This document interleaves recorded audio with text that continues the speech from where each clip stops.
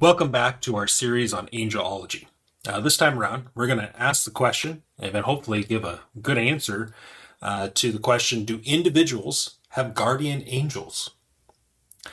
Now, you might say, well, why would somebody have the idea that we would have guardian angels? Well, I think first of all, it's throughout our culture. The idea of guardian angels, there's a myth there where a lot of people believe this. Believers and unbelievers alike like to think that they have somebody out there who's looking after them. It brings us comfort, and for some individuals, I think it really helps them get through life. Especially individuals who have come out of a situation where it was a life or death odds. Maybe it's a car crash or a sickness, or they just narrowly escaped being shot or hurt severely, and they attribute that to an angel that maybe protected them. And I think sometimes we go one step further and we say, hey, do I have a guardian angel? Somebody specifically that God has sent to look after me. And it's not a bad thought. I mean, it can be very comforting, I think, for all of us. But what we want to do, though, as individuals, is we don't want to allow our assumptions or our experiences dictate to us what we believe. And so I want to turn to the scriptures and take a look and see what the scriptures have to say, potentially about us having a guardian angel. And so one of these places we can look at to start that really kind of gets us to start thinking about this is Hebrews 1:14. In Hebrews 1:14, it says, "Are they not all ministering spirits, sent out to serve for the sake of those who are to inherit salvation?" Now, the context of these ministering spirits and the rest of Hebrews chapter 1 is that it's angels. And so the idea is we have these angels that are sent out for those who are to inherit salvation. So if you've put your faith and trust in Jesus Christ, then you are one of those individuals that there are ministering spirits sent out to serve for the sake of those who are the ones to inherit salvation, you and I. And but that's not clear. That doesn't say we have a guardian angel assigned to you and me, or even a group of angels. I don't think anybody would argue with the fact that there are times where God specifically sends out an angel or a group of angels to help or to aid an individual. And especially maybe those of us who are to inherit salvation, to help us with our mission to spread the gospel and to make disciples. And so what we're talking about when it comes to guardian angels, this is not a question regarding whether angels protect or not, because there are numerous scripture passages that show angels protecting something or someone. We think of Elijah and the servant and the armies of Assyria surrounding them, and Elijah prays and asks that his servant will be able to see what he sees, and God shows him that the armies of heaven, angelic hosts, are there to protect. And then there's other cases too that we're going to look at here in a little bit where angels are clearly sent to protect or help someone. And what we really want to answer, though, is the question is whether everyone, or maybe even just believers, or some group of people have angels assigned by God to protect them. So Graham A. Cole, in his book Against the Darkness, in fact, if you really prefer the traditional view of angels and demons and Satan, and really don't buy into the whole divine council worldview, Graham A. Cole has written an excellent book from a Christian tradition perspective that I would highly recommend to you in that regard. But here's what he has to say regarding the topic of guardian angels. He says, the great early church Bible translator Jerome, so he lived in 347 to 419, certainly thought so. He wrote with regard to Matthew 18:10, he says, the dignity of human souls is great, for each has an angel appointed to guard it. So basically Jerome was looking at the fact that, humanity is made in the image of God. There's a great amount of dignity with that. Our soul is of value. And so because there's a value attached to that, God assigns an angel to protect us. Furthermore, in the medieval period, Aquinas, following Jerome, whom he quotes, certainly thought so as well. He says, in fact, according to Aquinas, not only does each person on earth have his or her guardian angel, but once in heaven, each man or woman will have a companion angel who will reign with him or her. Wow. So not only do we have an angel now, but when we get to angel, we will have an angel who's with us. Isn't that an interesting thought? But he even goes further and takes that a step further and says, furthermore, there is a hellish mirror image of this. In hell, each human person will have a fallen angel assigned to punish them. So not only do we have an angel on this side of eternity, but it's almost like the idea is that when we die, if we're a believer in Christ, that angel continues to be with us. And whether we are eventually judged and cast in the lake of fire, that angel is there with us as well. One to be a co-ruler with us in the new heaven and new earth, essentially, and then one assigned to punish us if we go to the lake of fire. Now, there's a whole lot of issues with this. First, I think we need to probably look here, and we can look at 1 Corinthians. And Paul has something to say about this. In 1 Corinthians chapter 6, verse 3, the context is believers suing one another. And he kind of appeals to them to not sue one another based on this idea that in the future, in verse 3, he says, do you not know that you are to judge angels? And so the idea is if we're to judge angels, that would imply that we have some ability to rule over them or to make a judgment upon them, which would imply we're not equals, but maybe we are elevated above them. And so if that's the case, the idea that we would have an angel who would co-reign with us doesn't seem to be the case, but maybe an angel servant, according to Jerome. But I'm not really necessarily sure that's accurate. At best, we can deduce some ideas on what our role is with angels. It does seem to be the fact that humanity is elevated in the future because of a relationship with Christ, and we are elevated above the angels because Christ is above the angels. And so I don't think we rule with them, but I think they are there with us, absolutely for sure. But I don't know if we have one specifically assigned to you and I. The other thing I'd like to point out that Jerome was talking about there is this idea that when we go to the lake of fire or hell, whatever you would like to call that we have an angel who's assigned to punish us. Well, I'm not sure that is a good representation of the scriptures either, because in Matthew 25:41, Jesus says this about fallen angels, or the angels that choose to follow after the devil. He says, then he will say to those on his left, depart from me, you cursed, into the eternal fire. And I take this to be when Jesus says this, he's talking about the great white throne judgment. He's talking about the final judgment where individuals either cast into the lake of fire or go into the new heaven and new earth. And it seems to be in part of that judgment that this is also a judgment that is for the devil and his angels. And so anybody who would go to the lake of fire is also equally under judgment, and it doesn't. And so if the angels are also under judgment, we're under judgment. It's not like we go there and this is the angelic domain for them, and we now become their servants. That would be reading a lot into this text. And so, do I think individuals who will die apart from Christ, without putting their faith and trust in Christ, will go to the lake of fire? Yes. Do I think there's angels who will be there in the lake of fire? Yes. But I don't necessarily know if they will be punishing us or those who go there for all eternity. So that's what Graham A. Cole has to say about things. But what are some other things we can look at? Graham A. Cole also made reference there to Matthew 18:10. I would say Matthew 18:10 is the primary verse that's used to support the idea of guardian angels. And there's another one in Acts that we'll look at here in a little bit, but this is the primary one. And so if you just see here, we see that you do not despise one of these little ones. For I tell you that in heaven, their angels always see the face of my Father who is in heaven. And so the idea here is people believe that when Jesus says that these little ones have angels, that those are guardian angels. Now, I would just really like to point this out here. There's no word guardian attached to angels. I think there's one English translation out there that does insert the word guardian, but that is an assumption on the text. It's not taken from the text. And the other thing is, too, it doesn't say that these angels are here on earth to protect us. It actually says these angels are in heaven before God, before the Father. And It seems to be the focus of the passage is upon representation before God and not direct protection over the little one.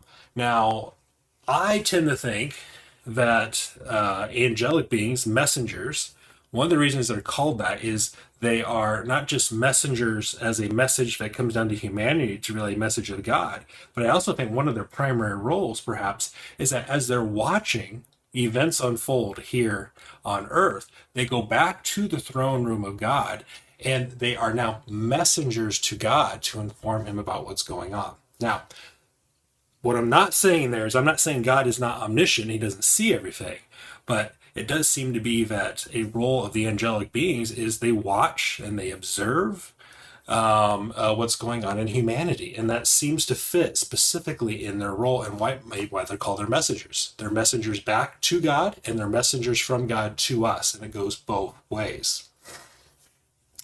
There's also a number of other issues with this passage about why we should not necessarily take that to mean that there's guardian angels. First of all, let's just read the whole passage in its context. See that you do not despise one of these little ones. For I tell you that in heaven their angels always see the face of my Father who is in heaven. What do you think? If a man has 100 sheep and one of them has gone astray, does he not leave the 99 on the mountains and go in search of the one that went astray? And if he finds it, truly, I say to you, he rejoices over it more than over the 99, but never went astray. So it is not that the will of my Father is in heaven, that one of these little ones should perish. Couple of thoughts here. Well, first of all, we read little ones, and I think, as many commentators have pointed out, it is a little bit ambiguous on what is meant by little ones by Jesus here. I think one very probable explanation is that he's talking about children, because earlier on in this chapter, it seems like Jesus is speaking of children. But it's not using the typical word for children here. In fact, what we see here is mikros instead of teknon.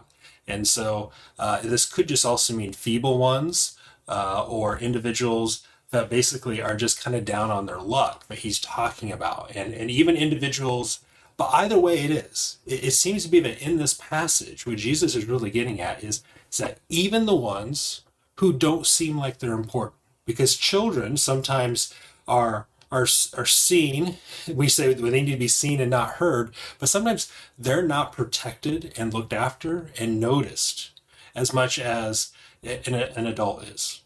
And sometimes those who are just down and out of their luck, the poor, so to speak, or the invalids, we don't see them and notice them nearly as much. And the idea here is that God sees them. Their angels in heaven come there to let God know what is going on, whether they're children, whether it's the poor, however anybody might be afflicted here on earth. God sees each and every single person. In fact, that should comfort you and I. When things seem like they're all falling apart around us, God sees us.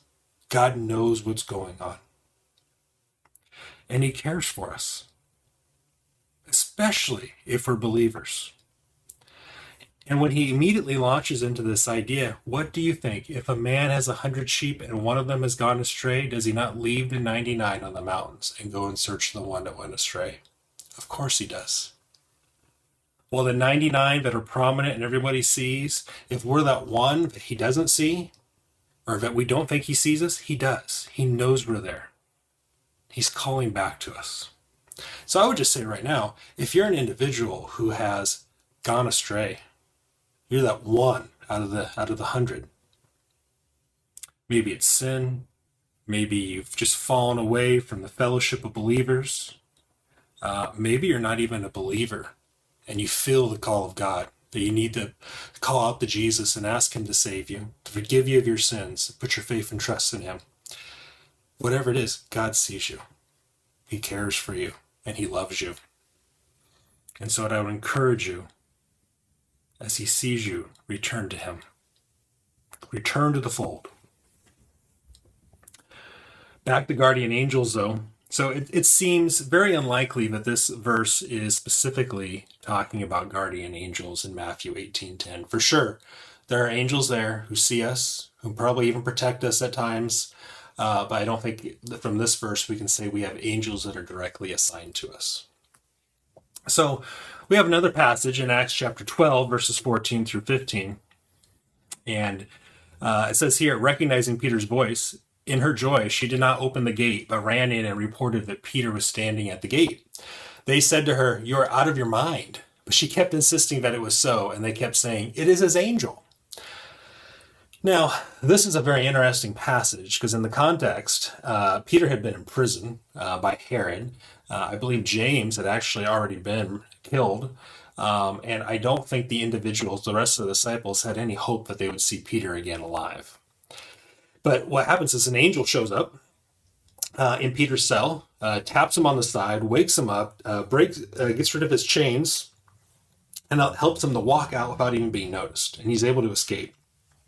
And he's running here back to the disciples because he wants to be rejoined to them. And as he's doing that, he's knocking on the door, yelling for them to let him in. And this is what happens. Recognizing Peter's voice, so that they know that they recognize it's the voice of Peter. In her joy, she did not open the gate, but ran and reported that Peter was standing at the gate. So she, this individual, apparently thought, Rhoda is her name, believed that this was actually Peter. It's the individual she went and reported to who had no hope, and they said, "You are out of your mind." But she kept insisting that it was so, and they kept saying, "It is his angel." And so what is meant by "it is his angel"? Well, this is a good time to remind you that angel simply means messenger in Greek, just like it does in Hebrew, and which this could just be a statement regarding a messenger Peter may have sent. So they might be thinking, no, it's not Peter. She misunderstood. It's a messenger that maybe Peter had sent from prison to relay a message to them. It's also very interesting that some commentators have noted that some of the rabbis during this time had made some commentary about this idea that people have doubles, that when you die, or I'm sorry, you have an angelic double, which is sometimes where this idea that we have a guardian angel comes from. Almost to the point, as the rabbis would write about it, like they look exactly like us. And so they would sound like us, look like us, and it could be that this is the mindset of these individuals. Another idea that people have thrown out there is that they're thinking that it's Peter's ghost. Now, this isn't totally uncalled for, the idea that there might be the ghost. Think of the Witch of Endor when Samuel was brought back, and he was in a spirit form, and that would be a ghost, and he was able to actually talk to King Saul at the time. And so it could be something regarding this idea. Either way, whatever's going on here, this is just a relaying of a narrative.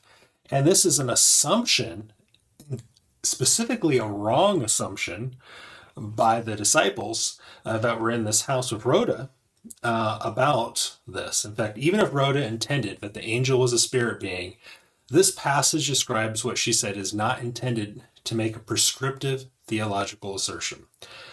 We should not base an entire idea that each and every single person, or at least believers, have a guardian angel over what could just really be a complete misunderstanding and just a myth that was propagated there in that first century AD. And so not a lot of hard evidence there for us to say a guardian angel. Herman Bavinck, in Reformed Dogmatics, writes this. He says, most support for the doctrine of guardian angels comes from Matthew 18:10, a text undoubtedly implying that a certain class of angels is charged with the task of protecting the little ones. However, there is here not even a hint that every elect person is assigned his or her own angel. This idea is found only in the apocryphal book of Tobit. But by the very fact that this doctrine of guardian angels also betrays its origin. In other words, the book of Tobit is this Jewish man is traveling, and he has an angel that's assigned to him by the name of Raphael. He doesn't even know it's an angel until he makes it clear to him later on. But it's a sign for a period of time. He doesn't seem to have the angel there for his entire life. And so Raphael is there for a very specific task, for a very specific amount of time, and nobody is arguing against that. But that's not really what we mean by guardian angels. We mean we have an angel assigned to us, one whose primary role is to look over us.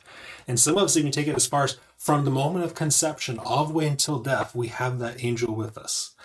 And we just come up short with a lot of evidence for that from the Bible or even Second Temple literature. We really don't have a whole lot about that. And so we want to be very careful not to be dogmatic about the idea of a guardian angel, but there is very little evidence to support it. And so the answer, do we each have a guardian angel, is no. Individuals do not have guardian angels. However, we can say with certainty that God sends angels to protect and help individuals, as evidenced through scriptural accounts and the experiences of Christians over the last 2,000 years. So, while you may not have a guardian angel, there might be individuals out there who have stories or something that you've experienced where you absolutely do think that an angel was sent there to protect you and to care for you in that time. And it's an experience. You maybe can't explain it. Something maybe miraculous happened, but you are certain that there was an angel sent to help you. So if you're watching this video and you want to share for encouragement, maybe some of those experiences, down in the comments, go ahead and type that out and share it with all of us. I'd love to read it. And but to just remember, encouraging stories about how an angel has protected you or somebody you know. And please don't use it as a platform to share any weird doctrines or anything like that, but just share your experience, how you think an angel may have protected you. Well, that's all I got for now. If you enjoyed this video, go ahead and hit like. And if you want, you can subscribe. And when I upload more videos, whether I teach them in class or I do one-offs like this, you will have that ready and available for you.